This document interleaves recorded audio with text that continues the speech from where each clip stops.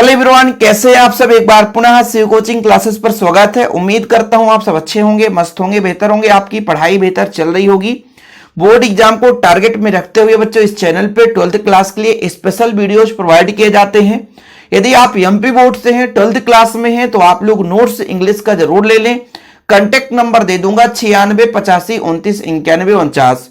English का proper notes लेकर के तैयारी शुरू करें। चलिए शुरू करते हैं बच्चों। एक महत्वपूर्ण एप्लीकेशन जो कि एग्जाम के लिए काफी महत्वपूर्ण है। क्वेश्चन है बच्चों की write an application to the principal. आपको अपने एक आवेदन पत्र अपने प्रिंसिपल को लिखना है। आप योर स्कूल यानी अपने विद्यालय के प्रिंसिपल जी को लिखना है। लिखा है ना, राइट एन एप्लीकेशन। राइट मतलब लिखना, एन एप्लीकेशन आवेदन पत्र, टू द प्रिंसिपल प्राचार्य जी को। आप योर स्कूल मतलब आपके अपने ही विद्यालय के प्राचार्य जी को लिखना है। और रिक्वेस्टिंग मतलब रिक्वेस्ट करना, हिम टू इशू मतलब आप इशू कर दीजिए यू ए करेक्टर सर्टिफिकेट मतलब हमारा करेक्टर सर्टिफिकेट इशू कर दीजिए। अब बच्चों करेक्टर सर्टिफिकेट इशू करवाने के लिए आपको कोई ना कोई एक कारण बताना पड़ेगा। ठीक है, कारण क्या बताना पड़ेगा कि मान लीजिए आप कहीं दूसरे जगह एडमिशन ले रहे हैं। तो क्यों एडमिशन ले रहे हैं? आपके पिताजी का ट्रांसफर हो रहा है। बच्चों यहां पे मैं एक चीज क्लियर कर देना चाहता हूं, चाहे करेक्टर सर्टिफिकेट हो, चाहे ट्रांसफर सर्टिफिकेट हो, चाहे आपका स्कूल लिविंग सर्टिफिकेट हो बच्चों, यानी एसएलसी, टीसी और सीसी, इन सब में एक ही प्रकार का आवेदन पत्र तैयार किया जाता है। ठीक है, जैसे आप एसएलसी के लिए लिखेंगे बच्चों तो स्कूल लिविंग सर्टिफिकेट एसएलसी लिख दिया होता है यहां पे। यदि टीसी के लिए होता बच्चों तो ट्रांसफर सर्टिफिकेट लिखना होता। सीसी मतलब करेक्टर सर्टिफिकेट। तो यदि आप एक एप्लीकेशन तैयार कर लेते हैं तो 3 एप्लीकेशन फ्री हो जाता है। स्टार्टिंग में क्या लिखना बच्चों? To the principal government higher secondary school Rewa, Sidhi, Satna, Shahdol, MP, कुछ भी लिख सकते हैं यहां पे। जैसे मैंने शहडोल एमपी लिख दिया है। एक चीज और आप नोट करना, नहीं नंबर आपके बिल्कुल कट जाएंगे यदि एड्रेस नहीं दिया है।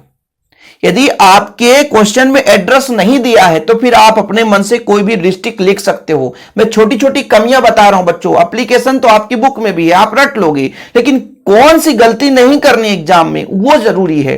ठीक है, जैसे यहां पर टू के बाद कामा, फिर टू द प्रिंसिपल के बाद कामा, गवर्नमेंट हायर सेकेंडरी स्कूल के बाद कामा, शहडोल एमपी। अब मैंने शहडोल लिखा है क्योंकि यहां पे किसी प्रकार से कोई डिस्ट्रिक्ट का नाम नहीं है। यदि लिख देता भाई कि यू आर ए स्टूडेंट आप क्लास 12th सीहोर या भोपाल मतलब भोपाल में आप रहते हो, भोपाल के एक स्टूडेंट हो, तो फिर आपको यहां पे भोपाल लिखना पड़ता। ठीक है बच्चों, जैसे अब लिखना है सब्जेक्ट। सब्जेक्ट में किसके बारे में आप बता रहे हो तो लिखोगे एन एप्लीकेशन, यहीं से एन एप्लीकेशन फॉर इशूइंग ये करेक्टर सर्टिफिकेट। मतलब हम किसके लिए मतलब कारण बताना है कि किस कारण के लिए हम आवेदन पत्र दे रहे हैं। तो इशू करवाने के लिए करेक्टर सर्टिफिकेट। करेक्टर सर्टिफिकेट का मतलब होता है चरित्र प्रमाण पत्र। क्या बच्चों?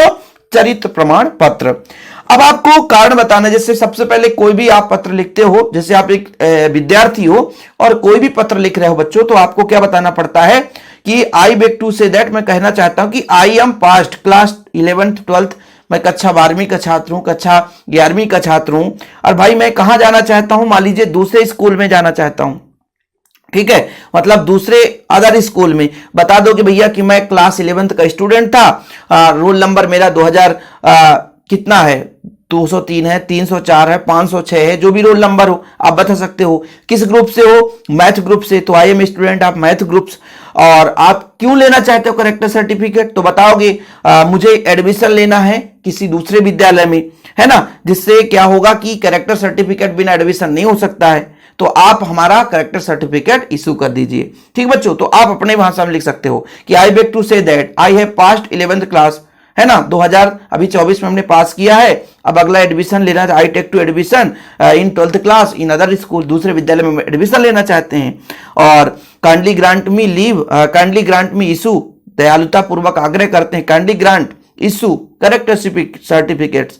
ठीक है, तो ये आपको कारण बता देना, सिंपल है बच्चों। ठीक है, तो देखिए सब्जेक्ट कैसे लिखना है, an application for issuing character certificate. Respected sir में लिखो बच्चों I beg to say that I have passed, मैंने पास किया है class 11th।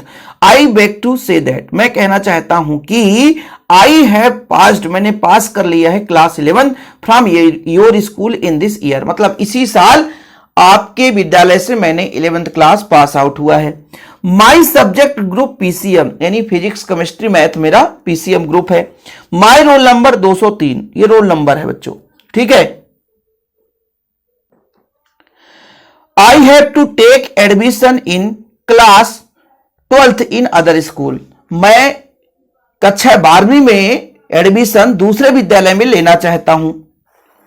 I shall be thankful to you, मैं आपका हमेशा धन्यवाद करूंगा, आप हमेशा धन्यवाद के पात्र होंगे। इफ यू काइंडली इशू मी, यदि आप इशू कर दें मी यानी मेरा, मुझे character certificate which is required from admission purpose, मतलब विद्यालय में हमें दूसरे विद्यालय में एडमिशन लेना है तो एडमिशन पर्पस के लिए आप हमारा एक करेक्टर सर्टिफिकेट दे दीजिए। आप हमेशा थैंकफुल होगा, मतलब थैंकफुल होंगे, हम आपके सदा आभारी रहेंगे।